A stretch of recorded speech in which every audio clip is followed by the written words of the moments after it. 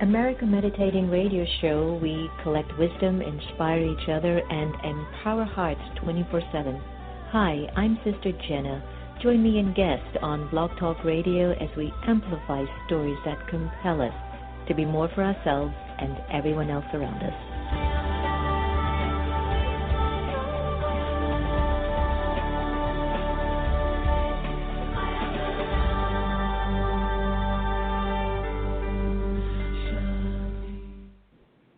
Do you like to meditate? Have you tried to meditate? Have you struggled with meditation? Why don't you visit one of the Brahma Kumaris Meditation Center? Visit brahmakumaris.org. I'm Ivy Hilton, and you are listening to America Meditating Radio Show. Are you in need of a tech service company that's going to deliver the best solutions for your business? Then Attronica is your solutions headquarters. Here we specialize in your individual needs to make sure your business shines. For more information, please call 301-417-0070 or visit us at our website at attronica.net. Attronica, where we deliver for you. Take a break. Breathe. Why don't you visit the Peace Village Learning and Retreat Center, 518-589-5000. Get off the grid and step inside your heart. Sister Jenna guides you through a powerful, encouraging, and motivating meditation that allows you to let go and become aware of you, regain strength, power, and peace.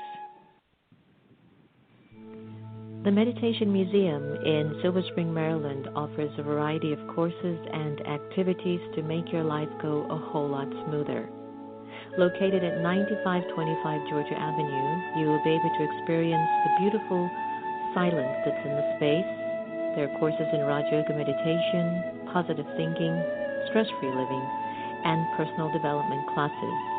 For more information, call us at 301-588-0144 or visit us online at meditationmuseum.org.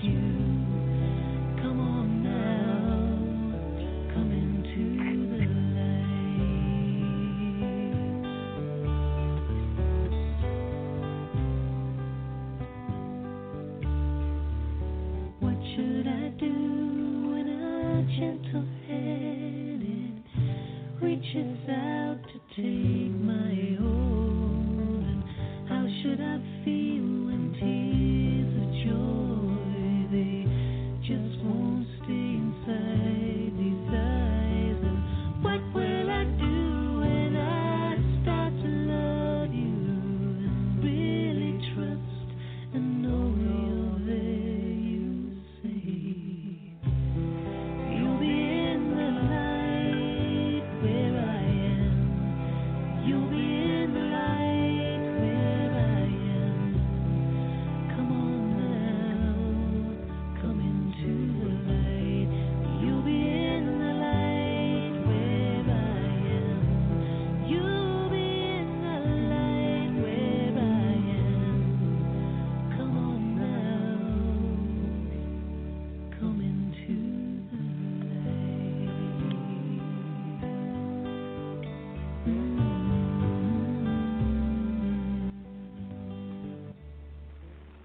Hello, everyone. Welcome to America Meditating Radio. I'm your host, Sister Jenna. That was Come Into the Light by Bliss, and we are at the Meditation Museum and continuously engaged in so many aspects of amplification of self-checking, emotional checking, emotional cleansing, getting rid of a lot of anxiety that's in the country at this time. All good, because whatever happens to us is always good if we're willing to see that there's benefit in every scene. And for all the calls and the emails and the text messages that we've been getting in the last week or so, it's been interesting to have all of us check ourselves from a very deep level to see what has been hiding within our own being. We're talking about, hate and frustration and stuff that was hidden in this country and not spoken about, and now it's emerging, but it's always been there. Well, similarly, too, issues that are inside of our consciousness now is also emerging, stuff that has been hidden because we've distracted ourselves with football games, basketball games, soccer games, relationships, music, drinking, partying, whatever it might be. That's an external process.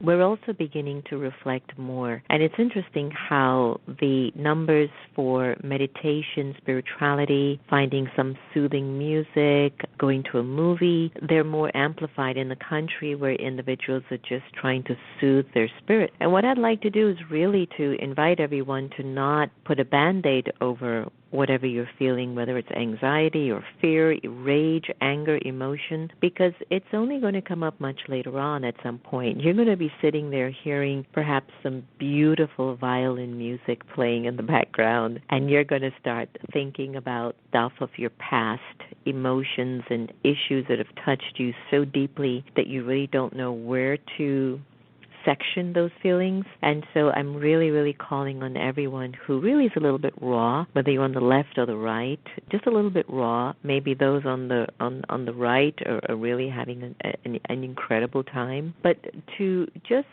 identify with what the thoughts are connected to. Are the thoughts connected to an attachment that no longer has room to serve you? Are your thoughts connected to an attachment that no longer serves you?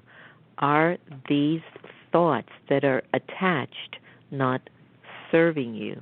And the sign in which you can look for something that's old and is taking up space in your consciousness is when you're not feeling good. So the sign of that is when you're not feeling good. And so just to remember that that's important. It's your signal, it's your trigger, it's your time to turn in and to understand what's going on at a conscious level, at an interior level, which is what the show is all about. And I'm okay. We're all well. I know that on my third day after the election, I cried not for the candidates, but for our state of humanity, because I'm just like that. I've been in this part of serving and amplifying the lives and the hearts of individuals. And it hurts when I still see children of God, individuals that are still in a very old story, whilst quite a high number of us have moved on. And what my thoughts have been is, what can I now be first and then do to help my brother and sister who might look at me in my white sari and think I'm a mess or I don't fit in a particular mold or in a particular narrative in which they feel safe. And so if anyone has ideas and stuff, please email us at americameditating@gmail.com so we can continue to see what good stuff we can put together. Now, today I'm really excited because I met some young folks at Whoopi Goldberg's home about a month or so ago. And let me tell you, I heard some violin music that I'd never heard in my entire life.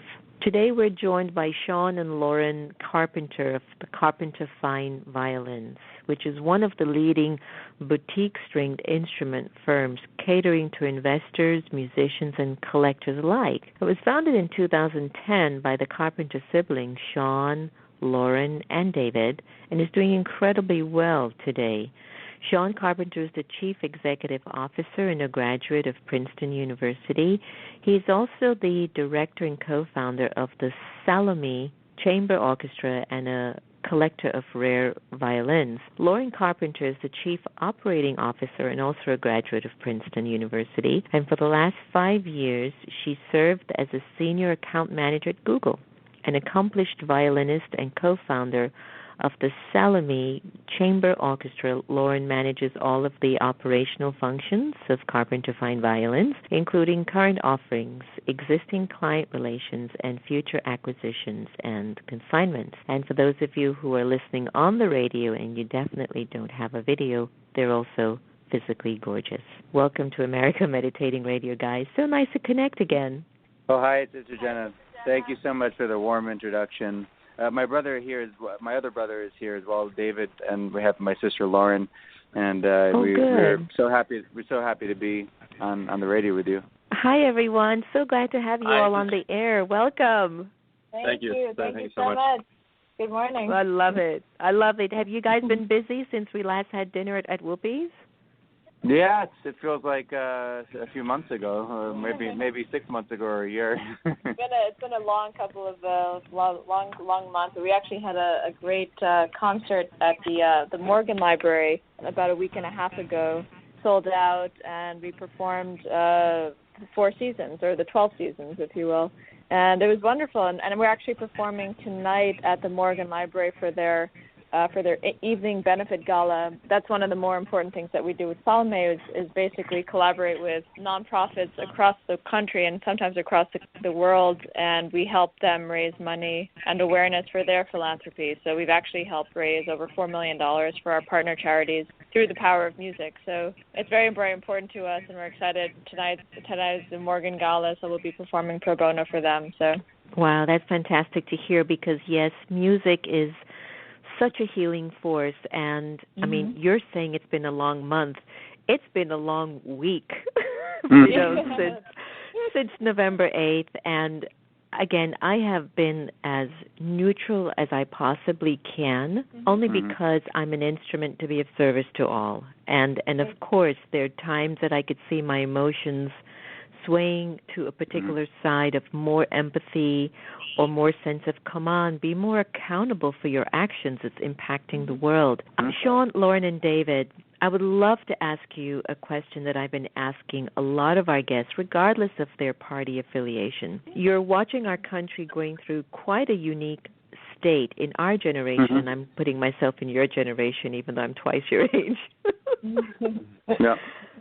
What are your thoughts about how we can now heal on a personal level and on a national level? Because I think people are looking for tools, and meditation won't just be enough. People are looking for steps that they can take to get over whatever they're feeling right now. Yeah.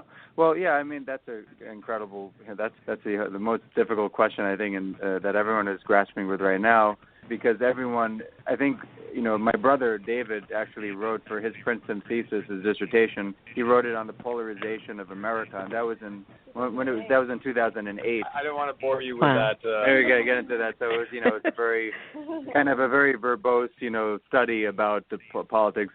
With myself, I actually studied political philosophy, so I studied, more of the thinkers and the founding fathers, Jefferson, Madison, and then their reliance on thinkers like John Locke, some of the other thinkers in England, and then also back to Cicero and to the Roman Republic.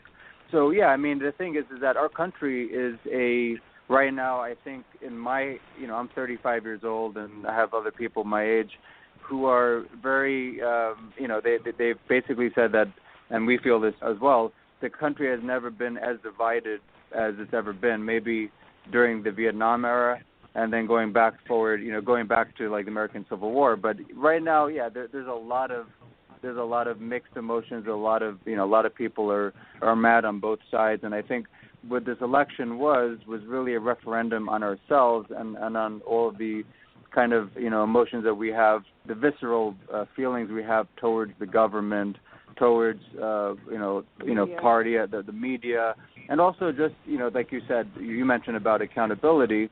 So the thing is, we've seen this with a lot of these parties and a lot of these movements. One of them is Bernie Sanders with with the Democratic Party, and the other one was Donald Trump. So you have these two very fringe political movements that became mainstream, right? And we can debate the merits of each one, but all of them are expressing certain anger and frustration that the majority of Americans have towards the system, whether it's the economy, whether it's healthcare, education, healthcare. Right. They're angry. You had the Occupy Wall Street movements not too long ago that were going against Wall Street, saying Wall Street has to be held accountable so we don't have another 2008 crisis happening again. And then also with the Trump movement was that basically we've never had something like that of this kind of, well, going back to maybe Barry Goldwater, but of this movement against this populist movement that is against the so-called what they call the establishment. Establishment, right? Yeah. So I don't want to go into all the details here, but yeah, I mean this obviously has been on our minds, on everyone's minds. I mean, I think those are the mechanics of exactly what happened, and I think moving forward, I mean, we always find, to answer your question, Sister Jenna, moving forward, what we find is as very, very useful and helpful is music. I mean that's kind of been our our therapy, and I think it served as therapy for a lot of people, not necessarily who actually play music, but who listen to it. So, for us, I mean, we were watching the 60 Minutes interview last night. We were watching Dave Chappelle on Saturday Night Live. We're a country that moves forward. We take what we get, and we address it through our actions, through hard work, through this is determination, resilience. Exactly. Yeah. Lauren, I want to ask you a specific question. Being a woman, were you at all affected coming from the genre of just being a woman that, wow, this was a chance? Was that anyway a big criteria for you in your thinking? Yeah, that's a great question. I don't really approach any election from the perspective of my gender. I'd like to think that I'm an educated, female, entrepreneur. There were certain things. You want to go beyond that. Exactly. There were certain things that I wanted to prioritize in how I approached who I decided for. But, for me, it didn't really come down. Did I want to see the first female president of the United States? Of course. I mean, I'm of the opinion that, women are generally much better multitaskers than men, that we're really, I mean, it's kind of true. We're really great at organization. I thought Hillary was a good candidate. Jill Stein was a great candidate. So there are women, and if you look at world politics, Angela Merkel she's an incredible. She's brilliant. She's having certain issues right now with the refugee crisis in Germany, which we actually saw in person when we were in Cologne about a month ago. But, I didn't really vote with that in mind. Right. I mean, as I said, there were certain things that I prioritized in this election. Now, that being said, I don't think we had two very good, mainstream candidates. But, for me, it was more of an issue of where I saw kind of the future. And I do think that in the future we are going to see a female president. There's no doubt in my mind about that. But I think for America, it came down to the actual candidate more than her gender. More than the gender. I got that. Exactly. I got that. That was very well said. David, I think it's you that I might want to talk to, because what I'd like to do now is to turn us to music. I mean, how did you and your siblings become so passionate about violins, and what led you to become entrepreneurs and to start up the business or to get it going? Thank you. Yeah, I mean, it's. I think we're very blessed that we chose a path that. Our mother, Grace, directed us when we were about 4 or 5 years old when we each started, and she was pretty much a single mother raising us, and she was a teacher for 35 years. Started in St. Albans, Jamaica, and and New York City Board of Education. And for many years, had to deal with her job, and then putting us through first in Manhattan School of Music and Juilliard, and it was very expensive doing that, so she relied a lot on financial aid. And then when we got into Juilliard, and then for pre-college, and then we went to Princeton University. We all went to Princeton University to study politics and economics. And it was very difficult. So I think for us, we looked at this opportunity to make great music and to have the discipline in order to get to where we were. And I think this is where, reverting back to kind of culture in America, it really has to do something with your love and passion about getting into something so deeply and so passionately that everything else doesn't really it's not as important. I think looking at everything that's going on, if more people were into music and were more disciplined and had actually things to do and wouldn't be bored, and to have after school music programs and to look at instead of going out with friends and parties and everything. For us, we always had the ability to never even worry about that. We never even thought about going to parties. Even in Princeton, we were pretty clean cut. We never went to parties. We never went out because we were always so busy, with academics and music, and that was throughout our lives. We had no time to even, go with a lot of our friends out and do a lot of things that we probably, regret in the future. And we're blessed that we had music and we had each other to really learn from and go to. And I think the passion of music is comes from my brother going to a lot of different dealers around the world when we traveled and played concerts, and we got to explore instruments and learn about instruments and the history behind them. A lot of these instruments were owned by kings and queens and noblemen, the Medici family, the Rothschild family. And then you got into the Stradivaris, which were some of the greatest instruments ever made by human hand. And they sound better than they did when they were made in the 16 and 1700s. So I think that's incredible. It really is. It's a very special kind of world that we were a part of, and we were very lucky and blessed that we had kind of the support system from our family to go into this and really be so passionate about something. And there's a sacrifice to get there, but we're looking back at it right now and saying we're just very happy in this moment. And I think actually looking at all the various occupations that we could have chosen, I think this is by far the most rewarding and the most and the most positive inducing, not just for us, but just for everyone who's if you think about it, we could have been bankers, we could have been lawyers, we could have been doctors. But there's so many professions out there which don't necessarily elicit the same type of reaction. Music is the thing that brings everyone together, and so we're not only able to be around these kind of cultural icons, we're able to preserve them, we're able to share them with people who decide to own them or purchase them on behalf of either a young artist or they decide to give them to us to kind of curate the experience of what it means to own a Stradivarius. Foundations around the world that we work with are banks that actually loan these instruments out to young deserving artists, and they're just such a finite number of them. There may be about Stradivarius made about 1,100 instruments, 500 got destroyed, 600 are around, 400 went to museums. So you probably have 200 on the private market, of which maybe 50 to 70 are all original complete and sound amazing. So it's just such a rarity factor to own or be around something so special, and that's one of the reasons these instruments are in the millions of dollars and they command such a high price, not only because of the craftsmanship and the way that they sound, the wood selection, the rarity of them today in today's times. Thank you for letting us know a lot about that, because I know many folks are not really aware of the value of the Stradivari or what it is. And I remember the moment that I heard you all at Whoopi's, I immediately went to seeing a stadium filled with children, youths from, the disenfranchised or a lower income bracket, understanding what real music sounds like. And I tell you, I just see that is such a powerful tool to help to educate folks, to bring them to another level of exposure and of what quality music is like. And so have you ever played for youths and children who are, at a lower income level, who really haven't been exposed to another way of listening to music or understanding the history of music? Yeah, absolutely.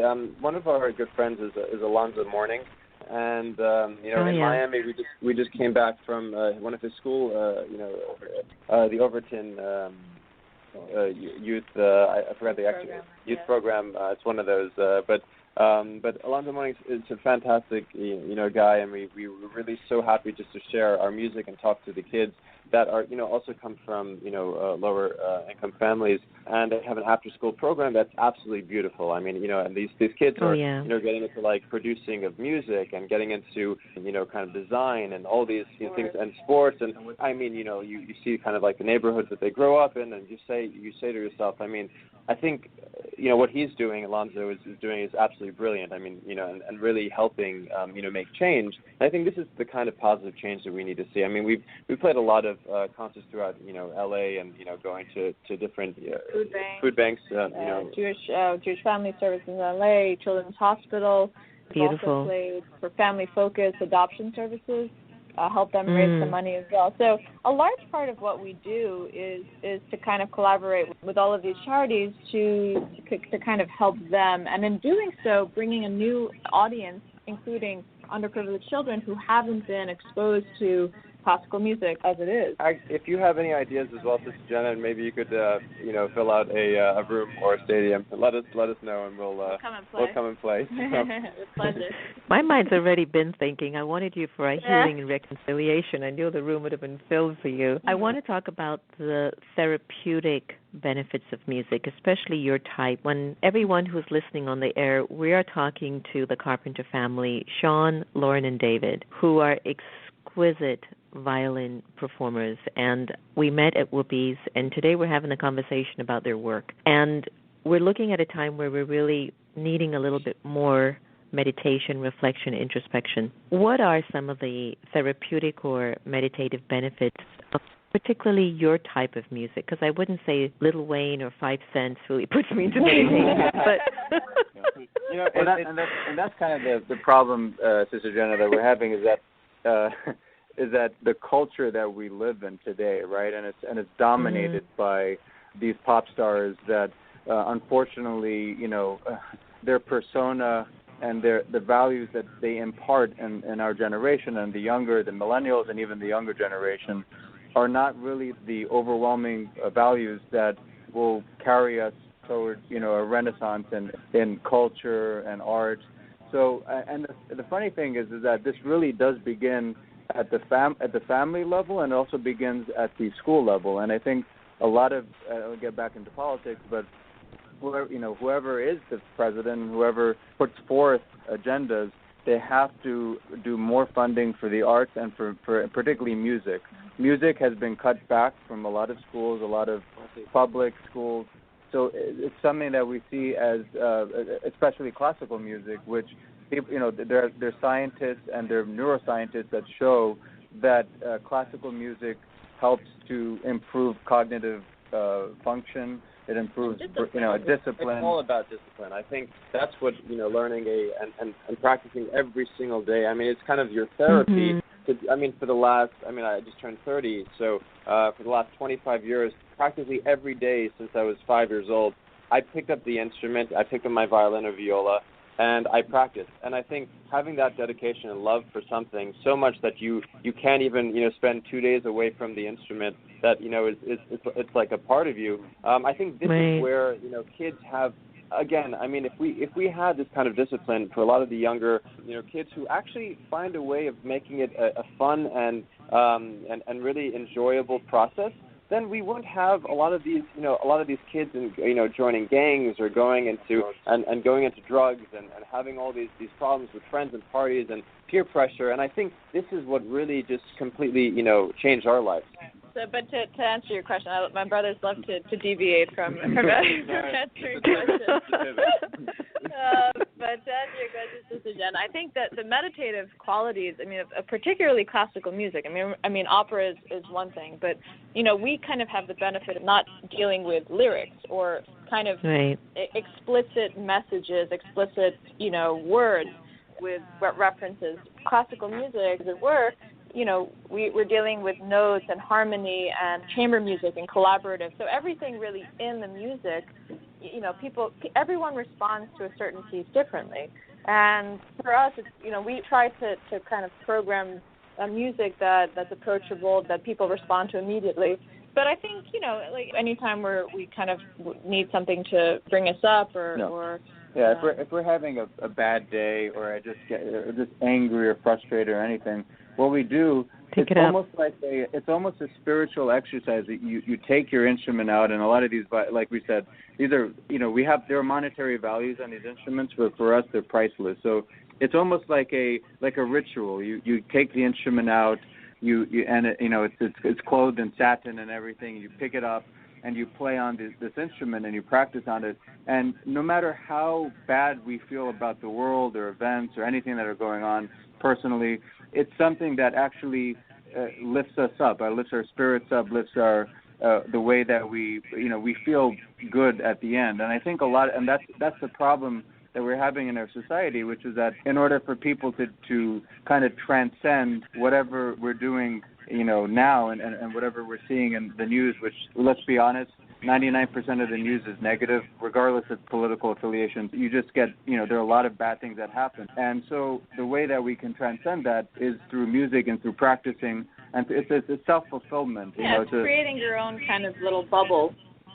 Where you can kind of protect yourself. And you don't need drugs, you don't need anything else to do that. It's something that I think for us has sustained us throughout our lives, has really helped us kind of progress, use the word progress, but something to just fulfill ourselves that you don't get through doing something else. I guess Sean is going to stay away from Coachella and Burning Man. So we decided. All right, so I'm going to ask you a question that might be a little bit off the charts. When you're traveling, how do you travel with those instruments, or do you take like your private Learjet from one state to another or one country to another? Because I would be biting my nails. I don't even care if I'm in first class. I'd be like, oh my God, I hope they That's a great question. We usually take a Global Express, but that's the question. But it's funny, the way we look at it is, we do. I mean, we usually don't travel with our very expensive instruments. I mean, I have a recording coming up very soon in March and May with the London Philharmonic in London, and I actually have to bring my great instruments. So sometimes it is a kind of nail-biting experience, going through TSA and all these things. But the good thing is, really people don't understand like what sometimes these values are, and most, 99.9% of instruments are not that expensive. I mean, like in terms of like, they're a few $1,000s, and they're copies of Stradivari. So to actually find a real Stradivari is almost like finding a Vermeer painting or a Rembrandt or a Da Vinci. And I think this is why we don't like traveling with our expensive instruments. So, but even if we were, what's really fascinating about these instruments is that they've withstood 300 years of transportation throughout the world. And if you're thinking about 200 years ago, 300 years ago, when a violin would be transported with horse and buggy in cases which the case technology was far different and much worse than it is today, these things were transported on ships, They've gone through the world wars. They've gone through the Napoleonic War. So they survive it. Yeah, a lot of Napoleon's generals. Surprisingly resilient. Well, I don't know, guys. I don't know. TSA is not easy. TSA is not a ship.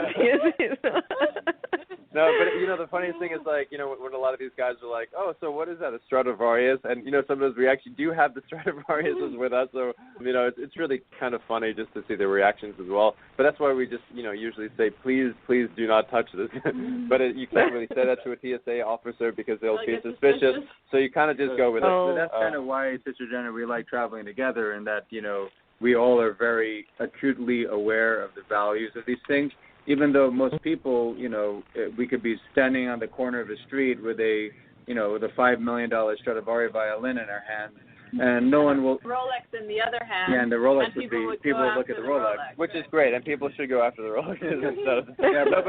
I think the funny part is just we don't even kind of realize kind of the values, because again, there's no kind of other market for these instruments. I mean, for paintings and everything, there's kind of like a black market with a lot of these paintings going on. But for violins, I mean, each one has a unique story, and it's such a famous instrument that's been passed down through monarchs and all these. So you will know it immediately. And I don't think a lot of people on that market would want to just perform on them in their closet or something. Right. So I don't think there's, and I think we're very happy about that as well. And the fact that you cannot fake a Stradivarius. I mean, with paintings, there have been a lot of old master paintings coming up on the market that have been kind of forged and everything. But the great thing about instruments like Stradivarius is that you date the wood by dendrochronology. So it's almost like a carbon dating of the wood, and it basically it just links up to other trees that Stradivarius would have used this wood from the 1500s or 1600s,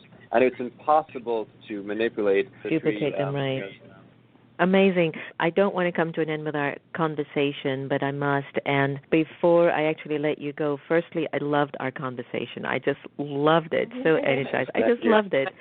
And another thing is, have you ever played for who we now can call President-elect Donald Trump, or do you have any plans to maybe play at his inauguration? That would be amazing. Actually, our last concert in New York with Lauren Bush Lauren, we actually played for the Feed Foundation. It started off as my recital with my orchestra, and then we called up our friend from Princeton, Lauren Bush Lauren, who is the granddaughter of George W. Bush and the niece of and then we played for her Feed Foundation. So we raised actually 1 million meals for starving kids around America, and not only America but all throughout the world, and we're very, very proud of that. And actually Ivanka and her husband came to that event, and and I think we so very, very sweet family. And we actually won't be in anywhere close to the United States inauguration. We're actually going to be in Australia and New Zealand that week. But I mean, I think what President Obama did, inviting certain artists like Yo-Yo Ma and Joshua Bell to perform at the White House, Itzhak Perlman was fantastic, and I would absolutely welcome the opportunity to perform for any president at the White House. So hopefully, because again, it's like kind of this message of we're all in it for unity, and we want as much peace and prosperity for the country as much as anyone else. And I think at the end of the day, we have to we really have to look forward. We have to say, look, we're all products of we're living on the same earth, and we